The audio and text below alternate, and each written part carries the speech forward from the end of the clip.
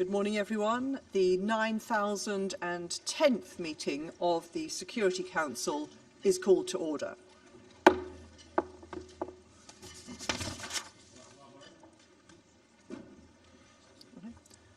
give the floor to the Russian Federation.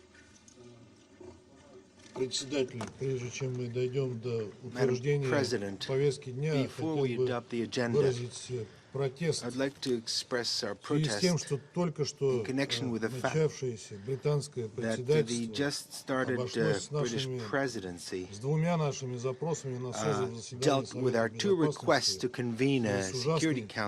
с ужасной, ужасающей провокацией украинских радикалов в городе Буча.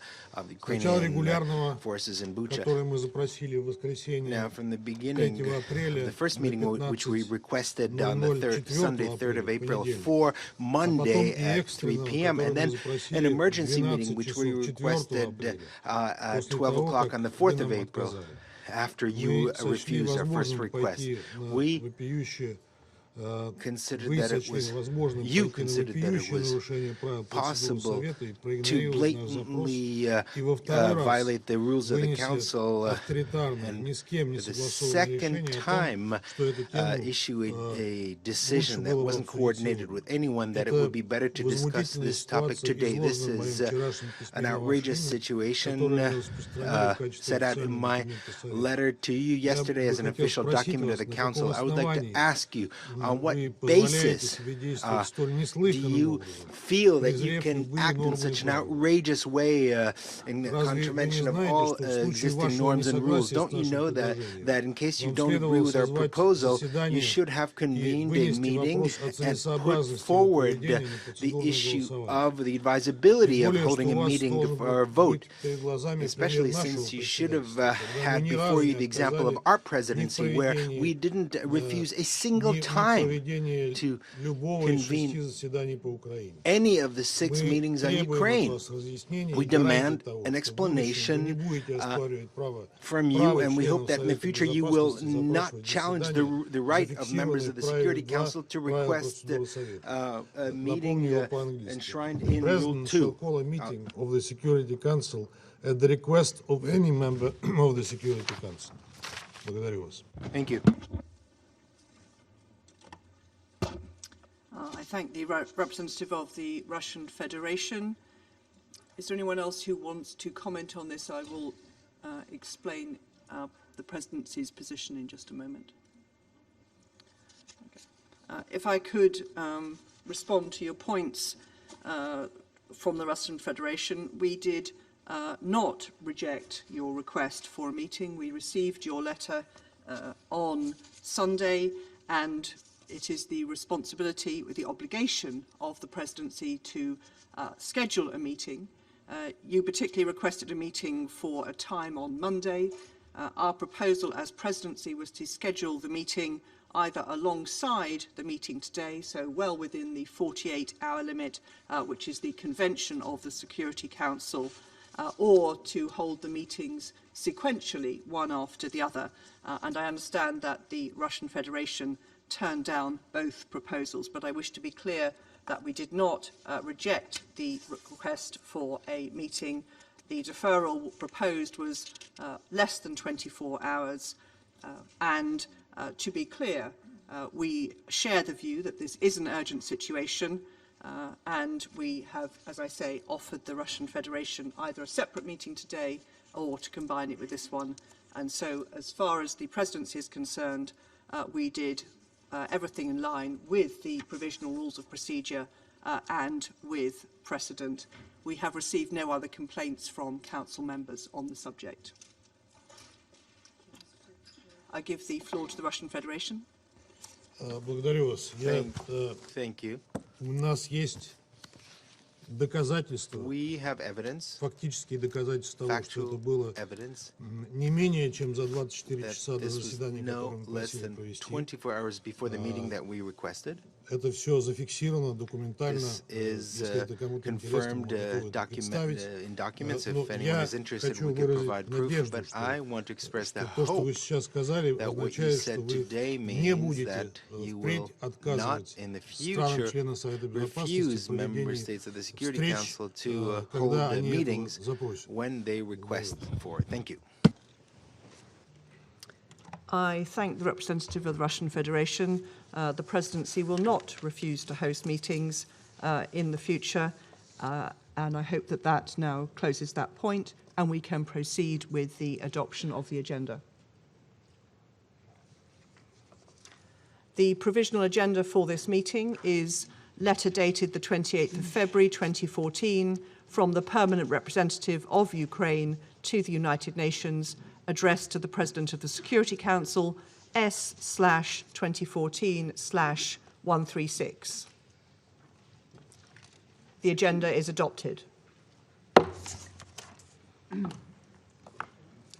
I should like to start by taking the opportunity to pay tribute on behalf of this Council to Her Excellency Lana Naseba, the permanent representative of the United Arab Emirates, for your service as the President of the Council for the month of March. I'm sure I speak for all of us in expressing our deep appreciation to Ambassador Naseba and her team for the skillful conduct of the Council's business last month. Thank you very much indeed to your team. In accordance with Rule 37 of the Council's Provisional Rules of Procedure, I invite the representative of Ukraine to participate in this meeting. It is so decided.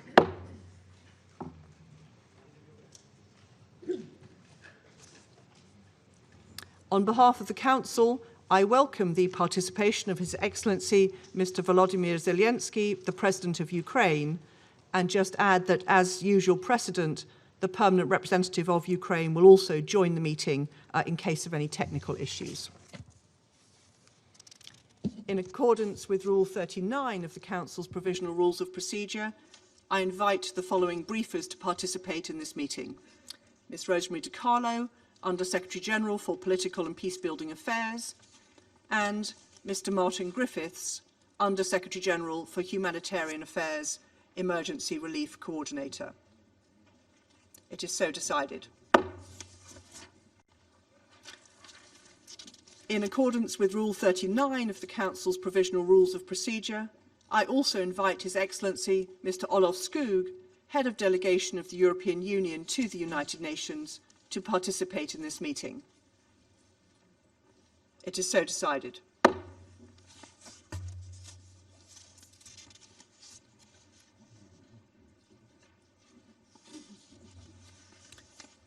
The Security Council will now begin its consideration of item 2 of the agenda.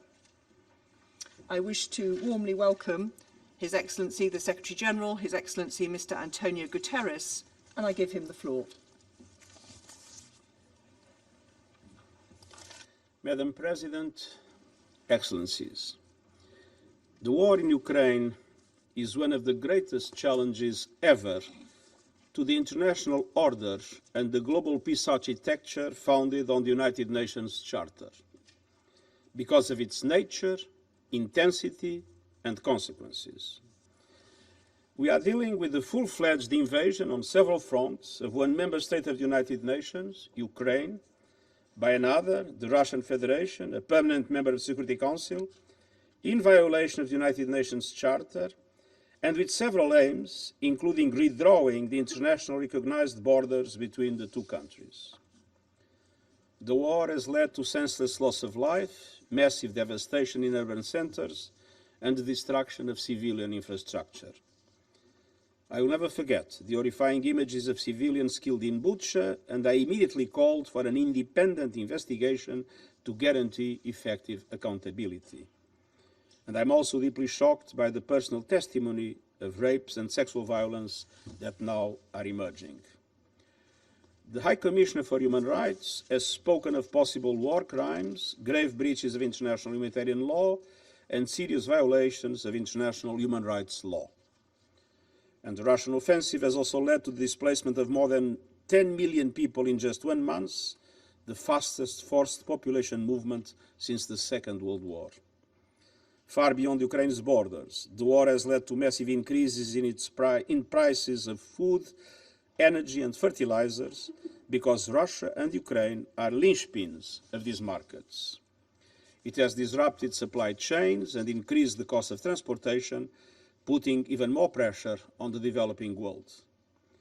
Many developing countries are already on the verge of debt collapse due to the impact of the COVID-19 pandemic and the lack of adequate liquidity and debt relief, stemming ultimately from the unfair nature of our global economic and financial system. For all these reasons, it is more urgent by the day to silence the guns. That is why I asked the Emergency Relief Coordinator, Martin Griffiths, to travel to Russia and Ukraine to press for an urgent humanitarian ceasefire. And the Secretary-General Griffiths will update you on the humanitarian situation and the results of his contacts so far. And the Secretary-General Di Carlo will also brief you on the political and human rights dimensions.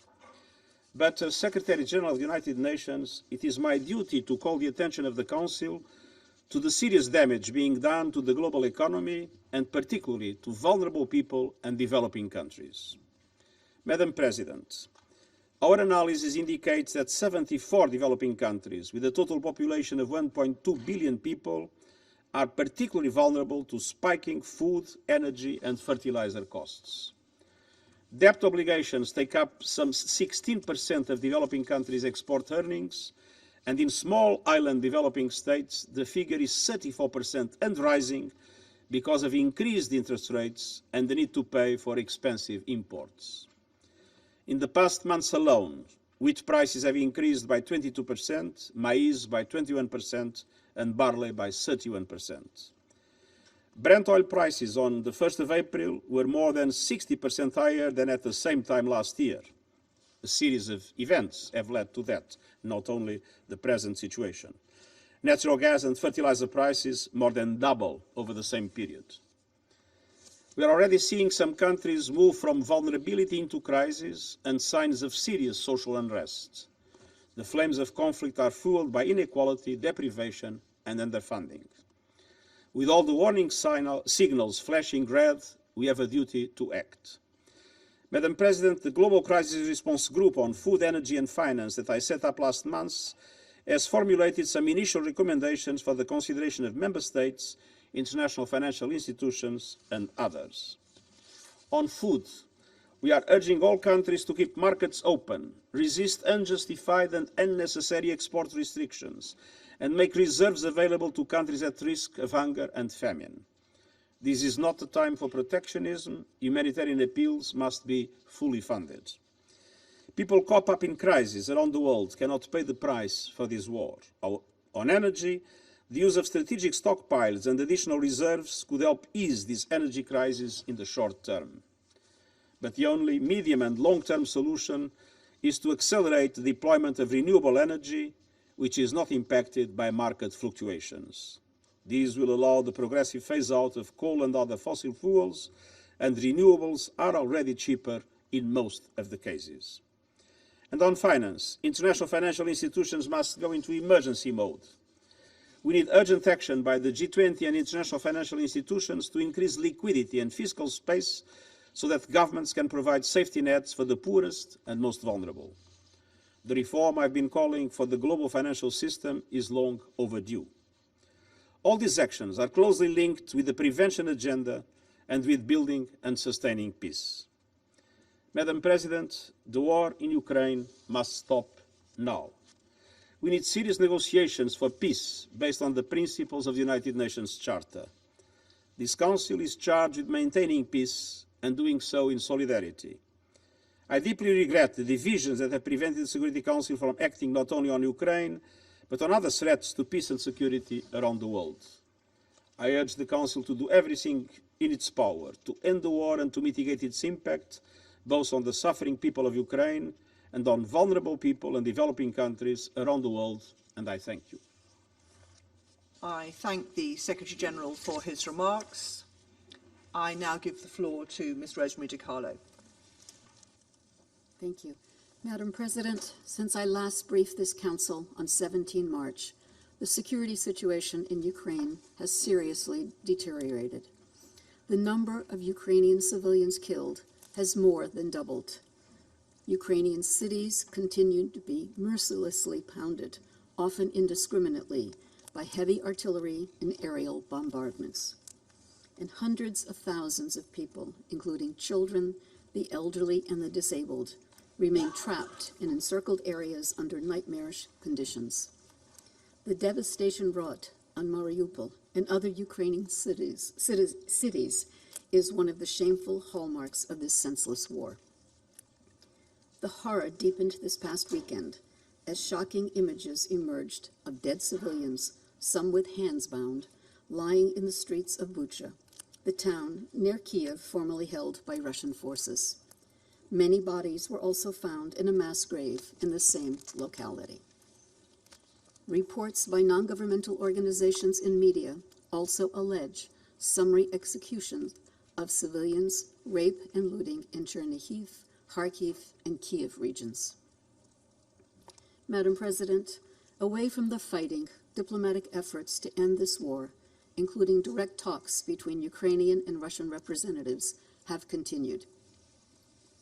We commend the government of Turkey for hosting these discussions, as well as the efforts of many others engaging with Russia and Ukraine to help bring about peace.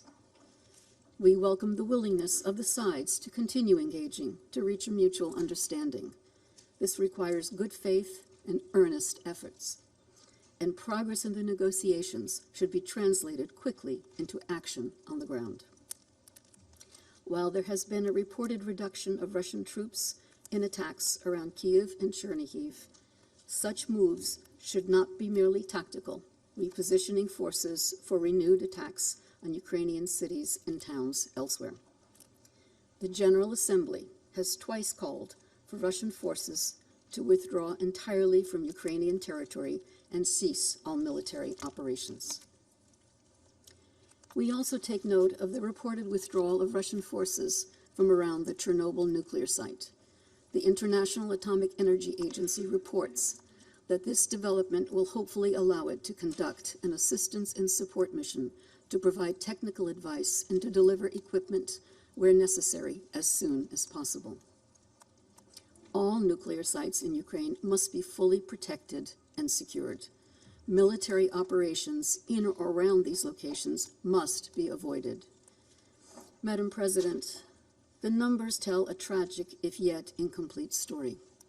According to the Office of the High Commissioner for Human Rights, at least 1,480 civilians have been killed and at least 2,195 injured between 24 February and 4 April 2022.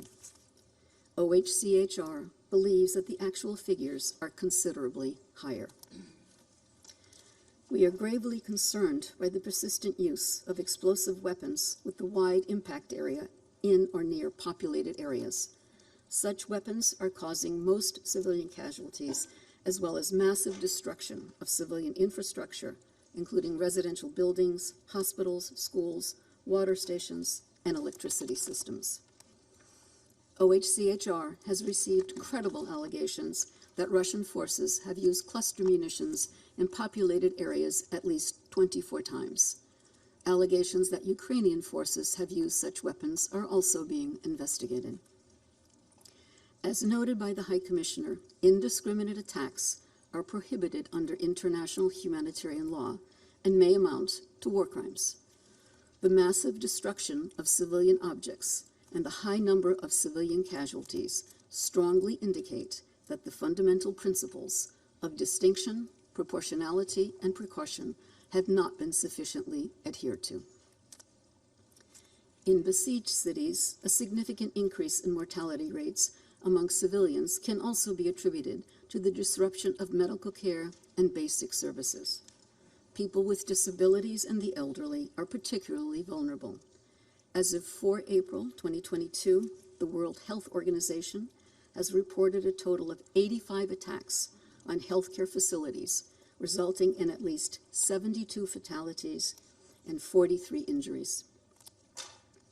Madam President, we are seriously concerned about reports of cases of arbitrary arrests and enforced disappearances of persons who have been vocal against the Russian invasion. As of 30 March, OHCHR has documented the arbitrary detention and possible enforced disappearance of 22 journalists and civil society members in Kiev, Kherson, Luhansk, and Zaporizhia regions. 24 local officials have also been detained in regions under Russian control, 13 of whom have been subsequently released. We call for the immediate release of all individuals who have been arbitrarily detained, including journalists, local officials, civil society activists, and others. Also, as of 30 March, OHCHR has recorded 7 journalists and media workers killed since hostilities began. Another 15 have come under armed attack, 9 of whom were injured. Allegations of conflict-related sexual violence perpetrated by Russian forces have also emerged. These include gang rape and rapes in front of children. There are also claims of sexual violence by Ukrainian forces and civil defense militias. The UN Human Rights Monitoring Mission in Ukraine continues to seek to verify all these allegations. We're also concerned about disturbing videos depicting abuse of prisoners of war on both sides. All prisoners of war must be treated with dignity and full respect for their rights in accordance with international humanitarian law. Madam President, the many credible allegations of serious violations of international humanitarian law and international human rights law from areas recently retaken from Russian forces must not go unanswered. We support efforts to examine these allegations and to gather evidence. Ensuring accountability and justice for acts committed during the war will not be easy, but it is essential. Madam President, we are heartened by the generosity of neighboring countries who have accepted millions of refugees and the solidarity of the Ukrainian people who are hosting their displaced compatriots. With more than 10 million people displaced either within Ukraine or abroad as refugees, roughly 1/4 of the population, the United Nations is gravely concerned about the heightened risk of human trafficking. Indeed, suspected and verified cases of human trafficking are surfacing in the surrounding countries, according to the International Organization for Migration. Madam President, this war is devastating Ukraine now, but it also threatens its future. Early assessment projections by UNDP suggest that if the war continues through 2022, Ukraine faces the prospect of seeing 18 years of socioeconomic progress lost. This would set the country and the region back decades and leave deep long-term social and economic fissures. UN agencies, including UNDP, are working to help preserve Ukraine's hard-won development gains. This involves supporting the government to sustain essential government structures and basic services, including emergency measures to sustain livelihoods, such as cash-based assistance. Madam President, the war in Ukraine has damaged Europe's security architecture. Its economic repercussions are already evident far from the battlefield.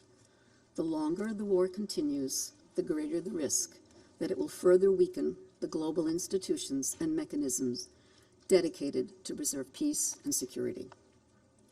The war was started by choice.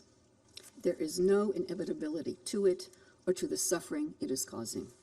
The United Nations is ready to do everything within its means to help bring an end to it. Thank you, Madam President. I thank Mr. Carlo for her briefing. And I now give the floor to Mr. Martin Griffiths. Thank you, Madam President. As you've just heard from the Secretary General and Under Secretary General De Carlo, Ukrainian civilians are paying far too high a price for this war. I want to speak briefly about humanitarian needs and what we're doing to meet them before I then refer to my recent travels. In the last 6 weeks, as we have heard, at least 1,430 people have been killed, among them over 121 children. And we know this is very likely a serious underestimate. Homes and civilian infrastructure, bridges, hospitals, schools have been damaged and destroyed. And in fact, the current figures on displacement tell us that more than 11.3 million people have now been forced to flee their homes, and of that, 4.2 million are now refugees in those generous neighboring countries that Rosemary has just been referring to.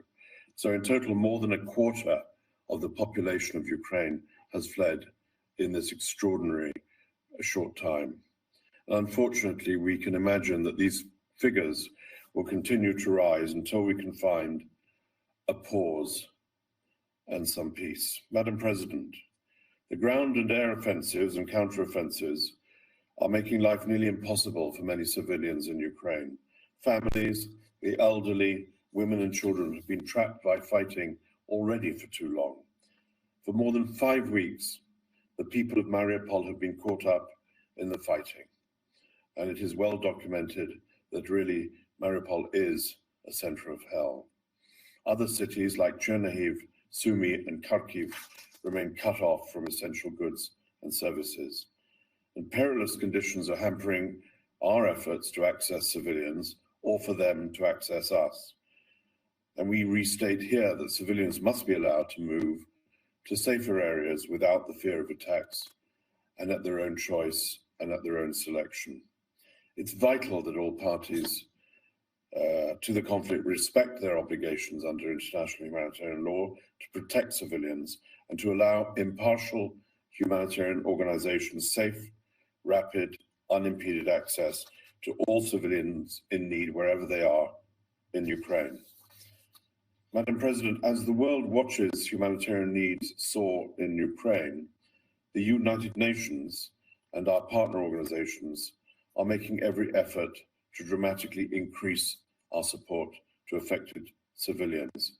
The work of the 6,000 volunteers from the Ukraine Red Cross, as we have noted before in this chamber, together with local NGOs in eastern Ukraine, these people, these organizations continue to work tirelessly at the front line of assistance to communities. The World Food Programme has reached more than 1.3 million people with cash and food assistance and plans to push that number up to 2.5 million people in this month. Health partners report that more than 180 tons of medical supplies were delivered in Ukraine, with another 470 tons on the way. And this will address the health needs of around 6 million people in the months ahead. And I'm pleased to say, that seems an odd word to say in the context of Ukraine, that after much effort in the past day, another convoy went from our humanitarian hub in Dnipro to the Far East.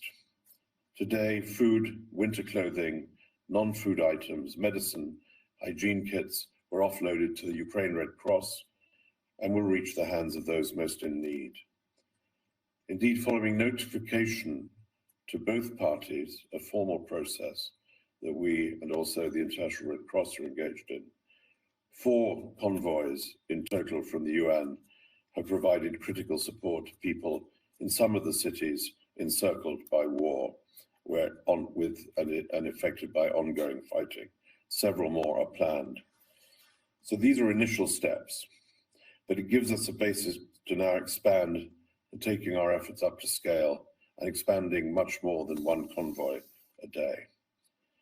As the Secretary General and the Under-Secretary General has already said, I want to also join them in expressing my concern over the growing number of reports we receive of human trafficking, sexual violence, exploitation, and abuse in Ukraine and in the region.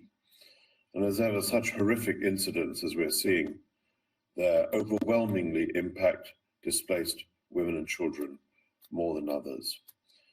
We're bolstering protection and gender-based violence services through agencies to provide specialized care for survivors and through the wealth of civil society organizations in Ukraine. These services are designed, carried out directly in collaboration with and through Ukrainian civil society, including very particularly women-led organizations. Madam President, today I'm addressing you from Geneva, having just returned from Moscow overnight.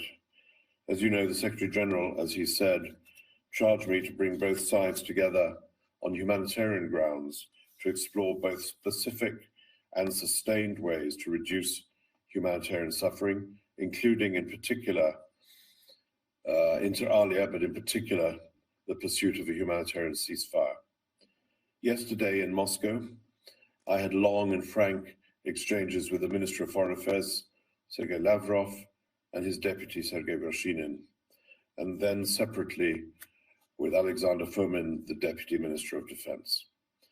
In my meetings with these senior officials, I discussed also, in addition to these possibilities of humanitarian ceasefires, I discussed the issue of humanitarian convoys of safe passage, including the 4 which I've already referred to.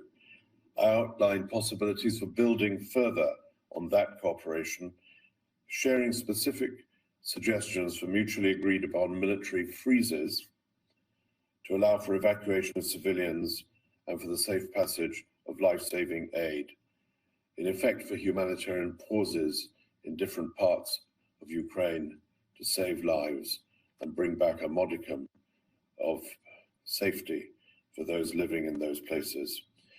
My counterparts in Moscow received these suggestions, assured me of their intent to carefully study those ideas, which I left with them. And we agreed to remain in close contact. And I came away from these meetings believing that we have a very long road ahead of us, but it must be traveled. And Madam President, we will travel it. Tomorrow I plan to travel to Ukraine to have discussions with senior authorities from the Ukrainian government in Kyiv on Thursday on these same issues and others that they will no doubt present to me, and also to see firsthand with our crisis coordinator, Amin Awad, the humanitarian response. Madam President, thanks to generous donor contributions, many from governments in this chamber, the humanitarian response since February has indeed been scaled up, allowing us to meet the needs of 1.5 million people. We will need sustained financial support for needs in Ukraine. And like the Secretary General, I want to stress, as he has done consistently, that funding must not be diverted from other crises. And Madam President,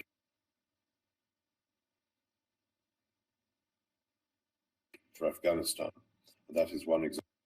And as you heard from David Beasley last week, conflict, climate shocks, COVID, compounded by the soaring food and fuel costs indicated by the Secretary General, could push another 47 million people globally into severe food insecurity. And so the total number of people around the world who will not know where their next meal comes from could be driven to the astonishing figure of 325 million people around the world. That is by a long distance the highest in our recent history, and well over double what it was 3 years ago. So, Madam President, I close, of course, like others, by reminding the Council of what the Council already knows well. The world cannot afford this war, and neither can the people of Ukraine. And like others, I call on all Council members and member states with influence to support all efforts from whatever part they come from in the pursuit of peace and the alleviation of humanitarian suffering, for the sake of the people of Ukraine, for the sake of those around the world who cannot afford to bear the additional burden this war imposes on them and all of us. We must, as the Secretary General said, silence the guns. Thank you, Madam President. I thank Mr. Griffiths for his briefing. I now give the floor to His Excellency Mr. Volodymyr Zelenskyy, the President of Ukraine. You have the floor, sir. Thank you very much, dear Madam Chairman, Dear Mr. Secretary General, distinguished members of the Security Council and other members of this meeting, thank you very much for this opportunity. I'm sure that all the representatives of the United Nations member states will hear me today. Yesterday, I returned from our city of Bucha, recently liberated from Russian troops, not far from Kiev. So there is not a single crime that they would not commit there. The Russian military searched for and purposefully killed anyone who served our country. They shot and killed women outside their houses when they just tried to call someone who is alive. They killed entire families, adults and children, and they tried to burn the bodies. I am addressing you on behalf of the people who honor the memory of the deceased every single day, in the memory of the civilians who died, who were shot, who killed in the back of their head after being tortured. Some of them were shot on the streets, others were thrown into the wells, so they died there in suffering. They were killed in their apartments, houses, blowing up grenades. The civilians were crushed by tanks while sitting in their cars in the middle of the road, just for their pleasure. They cut off limbs, cut their throats, slashed their throats. Women were raped and killed in front of their children. Their tongues were pulled out only because the aggressor did not hear what they wanted to hear from them. So this is no different from other terrorists such as Daesh, who occupied some territories. And here it is done by a member of the United Nations Security Council, destroying internal unity, borders, countries, and taking the right of more than a dozen countries who are self-determined and independent. They pursued consistent policy of destroying ethnic and religious diversity. They inflame wars and deliberately lead them in such a way that to kill as many regular civilians and cities, to leave the country where they deploy their troops in ruins and filled with mass graves. You all see that. And they support hatred at the level of the state and seek to export it to other countries through their system of propaganda and political corruption. They provoke a global food crisis that could lead to famine in Africa, Asia, and other countries, and will surely end in large-scale political chaos in many countries, and destroying their domestic security. So where is the security that the Security Council needs to guarantee? It's not there, although there is a Security Council. So where is the peace? Where are those guarantees that the United Nations needs to guarantee? It is obvious that the key institution of the world, which must ensure the coercion of any aggressor to peace, simply cannot work effectively. Now the world can see that what Russian military did in Bucha while keeping the city under their occupation. But the world has yet to see what they have done in other occupied cities and regions of our country.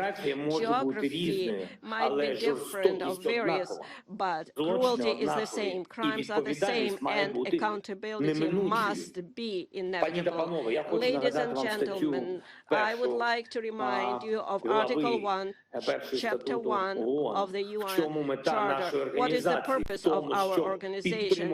Its purpose is to maintain peace and make sure that peace is adhered to. And now the UN Charter is violated literally, starting with the Article 1.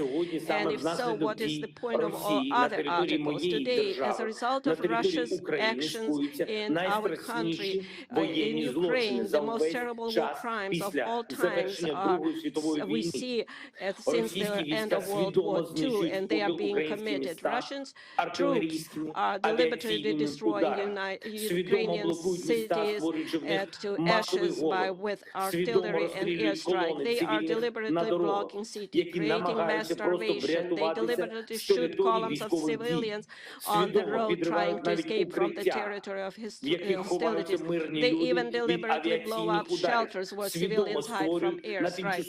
They are deliberately creating conditions in the temporarily occupied territories so that as many civilians as possible are killed there.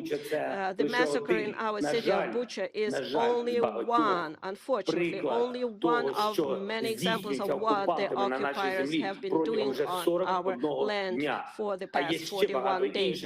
And there are many more cities, similar places where the world has yet to learn the full truth. Mariupol, Kharkiv, Chernobyl, Tyrka, Borodyanka, and dozens other Ukrainian communities, each of them is similar to Bucha. I know, and you know perfectly well what the representatives of Russia will say in response to the accusations of these crimes. They have said that many times. The most significant was after the shooting down of the Malaysian Boeing over Donbass by Russian forces with Russian weapons, or during the war in Syria. They will blame everyone just to justify their own actions. They will say that there are various versions, different versions, and it is impossible to establish which one of those versions is true. They will even say that the bodies were of those kills were allegedly thrown away, and all videos are staged. But it is 2022 now. We have conclusive evidence, so there are satellite images. We can conduct full and transparent investigation. That is what we are interested in. Maximum access for journalists, maximum cooperation with international institutions, involvement of the International Criminal Court, complete truth and full accountability. I'm sure that every member state of the UN should be interested in this. For what? In order to punish once and for all those who consider themselves privileged and believe that they can get away with anything. So show all the other potential war criminals in the world how they will be punished. If the biggest one is punished, then everyone is punished. Why did Ukraine come to Ukraine? I will tell you, because Russia's leadership feels like colonizers in ancient times. They need our wealth, our people. Russia has already deported hundreds of thousands of our citizens to their country. They abducted more than 2,000 children, just simply conducted those children and continue to do so. Russia wants to turn Ukraine into silent slaves. The Russian military are looting openly the cities and villages that they have captured. This is wide-scale looting. They are stealing everything, starting with food, ending with earrings, gold earrings that are pulled out and covered with blood. We are dealing with a state that is turning the veto into the UN Security Council into the right to die. This undermines the whole architecture of global security. It allows them to go unpunished. So they are destroying everything that they can. So if this continues, the countries will rely only on the power of their own arms to ensure their security, and not on international law, not rely on international institutions. The United Nations can be simply closed. Ladies and gentlemen, are you ready to close the UN? Do you think that the time of international law is gone? If your answer is no, then you need to act immediately. The UN Charter must be restored immediately. The UN system must be reformed immediately so that the veto is not the right to die, that there is a fair representation in the Security Council of all regions of the world. The aggressor must be brought to peace immediately. Determination is needed. The massacre from Syria to Somalia, from Afghanistan to Yemen and Libya, that should have been stopped a long time ago, to tell you the truth. If tyranny had at least once received such a response to the war it had waged, it would have ceased to exist and honest peace had been guaranteed after it, and the world would have changed for sure.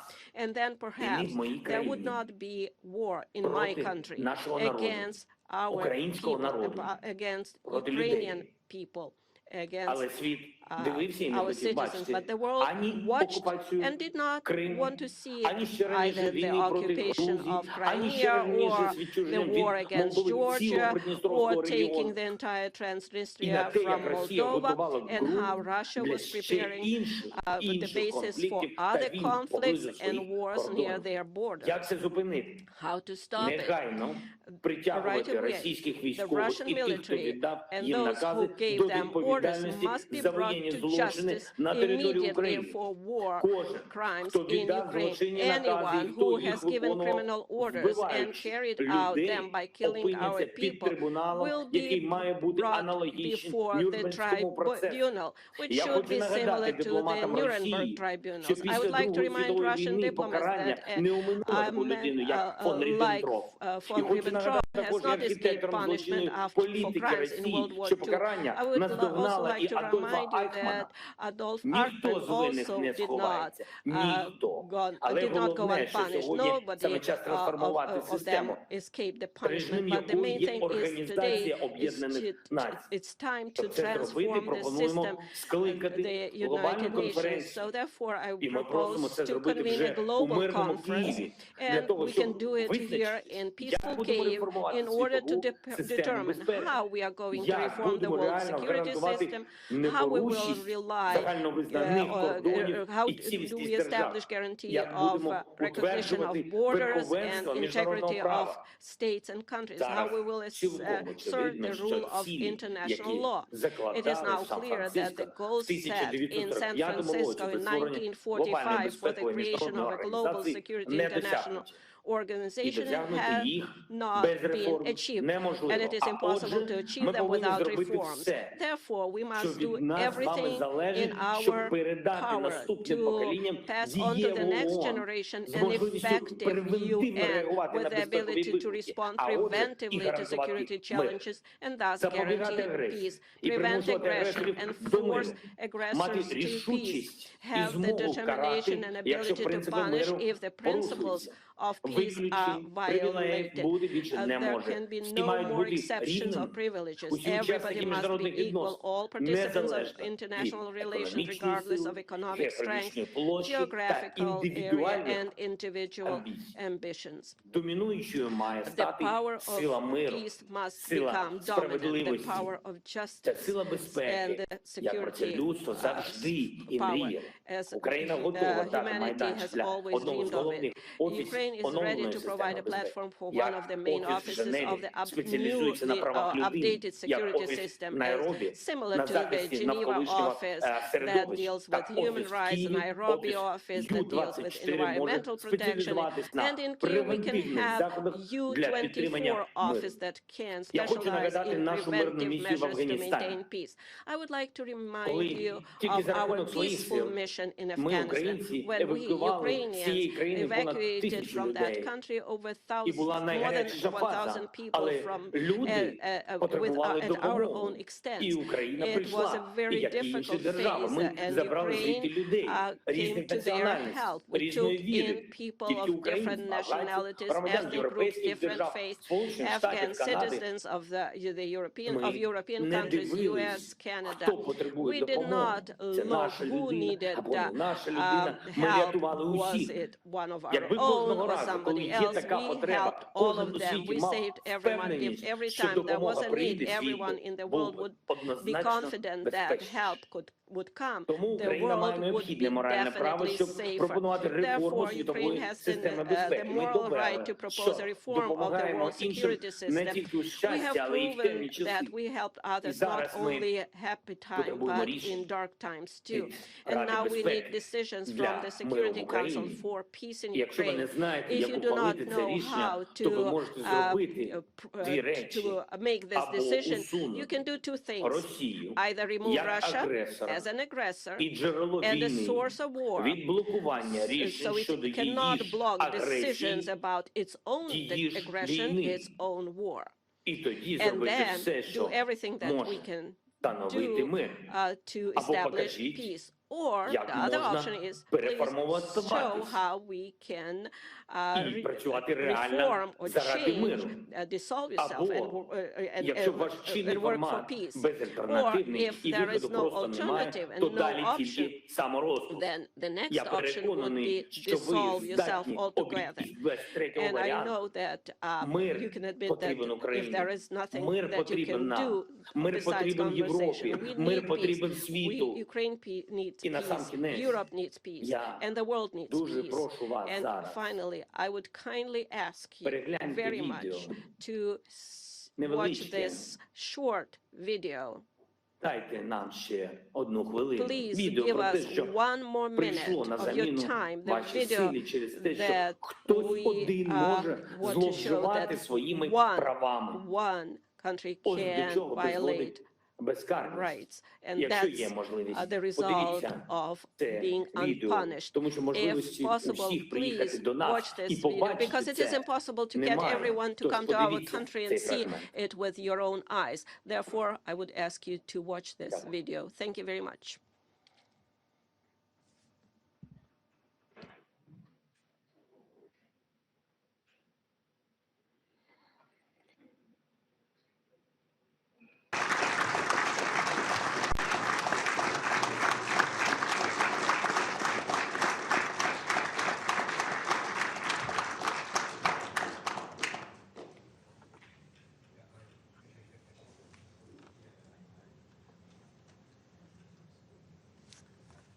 The video.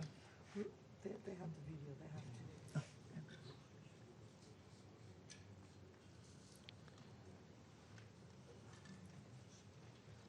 I'm not sure. The video, is it just coming?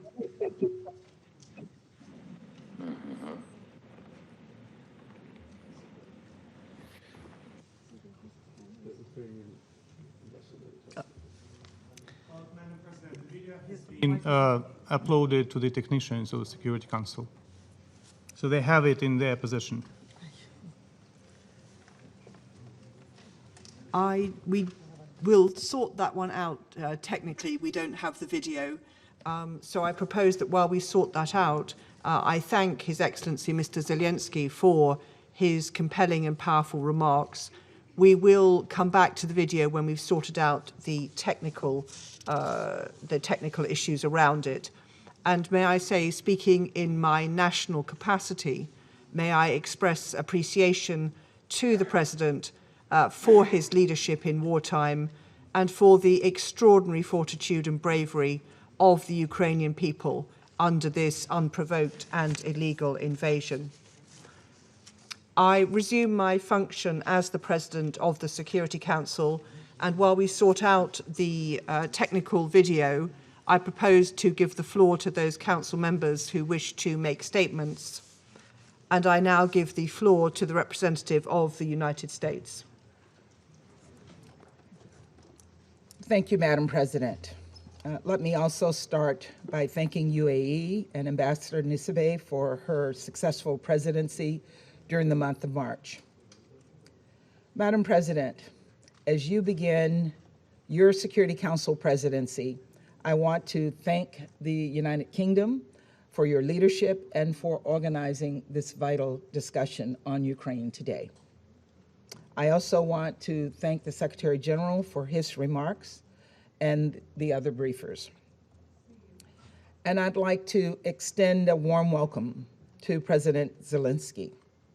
I was so moved by the address he made recently to our Congress, and we are truly honored by his presence here under the circumstances that he and Ukraine face today. Madam President, last night I returned from a trip to Moldova and Romania. I saw with my own eyes the refugee crisis caused by Russia's unconscionable war. I spoke to refugees who indicated to me their desires to return to their home. And we've all seen the images on TV of the bombed out buildings. But what we have not seen is that behind those destroyed buildings are destroyed lives and destroyed families. I met with women and children who had fled Ukraine, who stuffed their lives into backpacks and left the only home they had ever known. And these were sobering conversations. One young woman I spoke to came with her 6-year-old brother who had autism and is struggling with cancer. Their single mother helped them escape to save their lives. But Russia's war has interrupted the care her brother desperately needs. Another woman I spoke to fled with her 8-year-old from Odessa. The father, who they'd left behind, told them there was shelling right next to their apartment that very night. And they very well could have died had they not left. A third woman I met told me that she used to love to travel, but never expected her next trip would be to flee for her life. When I asked her where she was from, she started to say, and then she stopped with tears in her eyes and said, "I'm sorry. I don't know how to say it, whether I live in Kyiv or whether I used to live in Kyiv." She was realizing in the moment just how dramatically her life had changed because of this senseless war.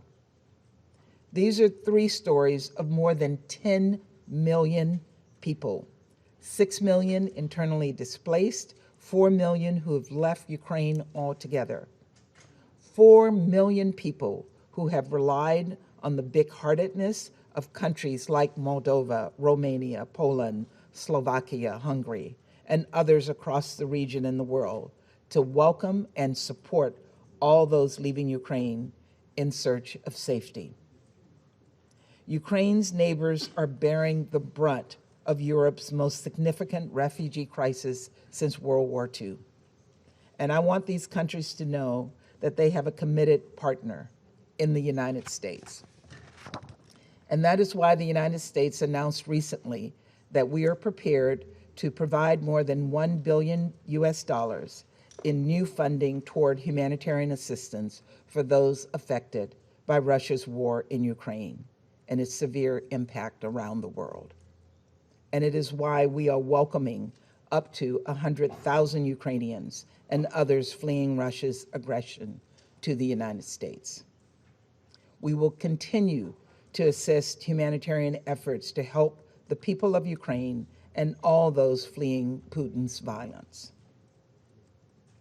But as heart-wrenching as the stories are that I heard in Moldova and Romania, there are some stories we will never get to hear. Those of the people we saw in the images out of Bucha. We've all seen the gruesome photos. Lifeless bodies lying in the streets, apparently summarily executed, their hands tied behind their backs. As we work to independently confirm the events depicted in these images, I would remind this council that based on the currently available information, the United States has assessed that members of Russia's forces have committed war crimes in Ukraine.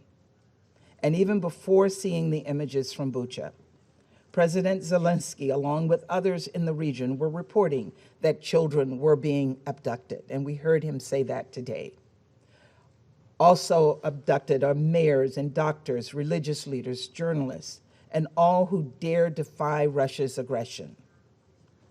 Some of them, according to credible reports, including by the Mariupol City Council, have been taken to so-called filtration camps, where Russian forces are reportedly making tens of thousands of Ukrainian citizens relocate to Russia. Reports indicate that Russian federal security agents are confiscating passports and IDs, taking away cell phones, and separating families from one another. I do not need to spell out what these so-called filtration camps are reminiscent of. It's chilling, and we cannot look away. Every day, we see more and more how little Russia respects human rights. And that is why I announced yesterday that the United States, in coordination with Ukraine and many other UN member states, will seek Russia's suspension from the UN Human Rights Council. Given the growing mountain of evidence, Russia should not have a position of authority in a body whose very purpose is to promote respect for human rights. Not only is this the height of hypocrisy, it is dangerous. Russia is using its membership on the Human Rights Council as a platform for propaganda to suggest Russia has a legitimate concern for human rights. In fact, we will hear some of that propaganda here today, I know. And I will not dignify these lies with a response, only to say that every lie we hear from the Russian representative is more evidence that they do not belong on the Human Rights Council. 140 UN member states voted to condemn Russia over its unprovoked war and the humanitarian crisis it has unleashed upon the people of Ukraine. Here's my message to all of you.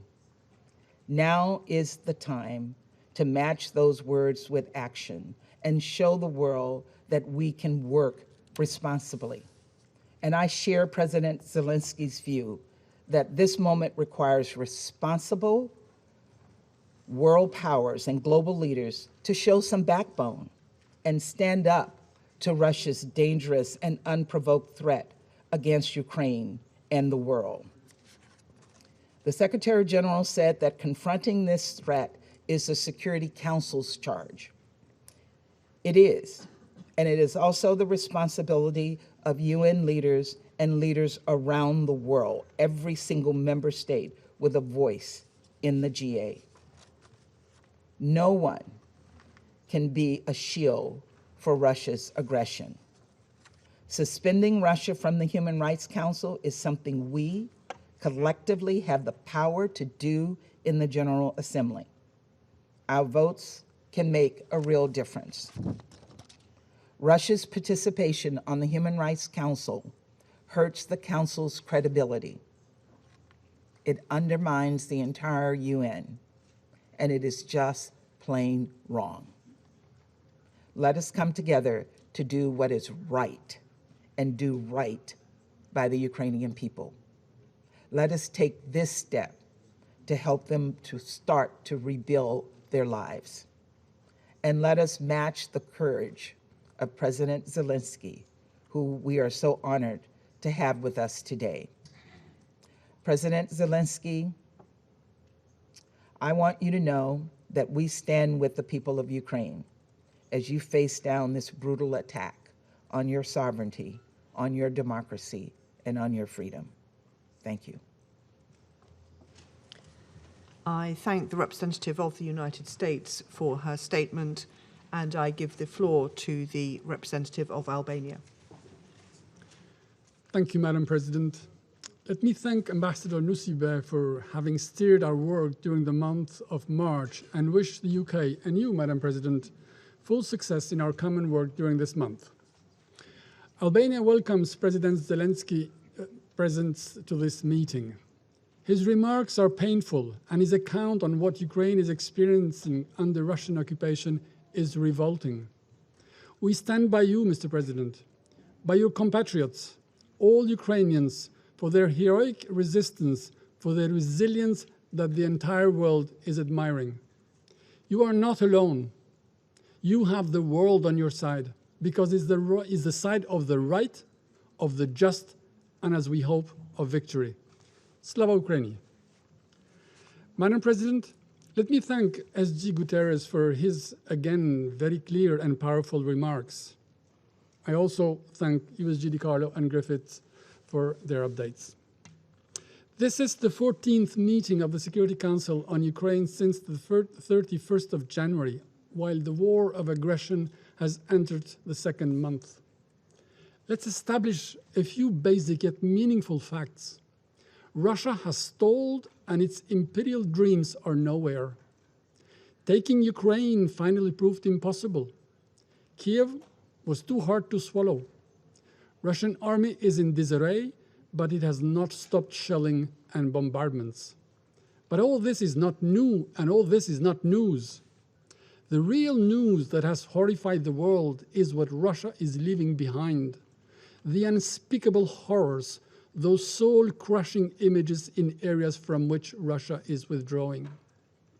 Images of civilians executed with a bullet in the neck, sometimes with their hands tied behind their backs or shot dead in their bicycles. Images of mass graves overflowing with corpses. Images of carnage and devastation, including looted homes, rape, and sexual violence, acts usually attributed only to thugs.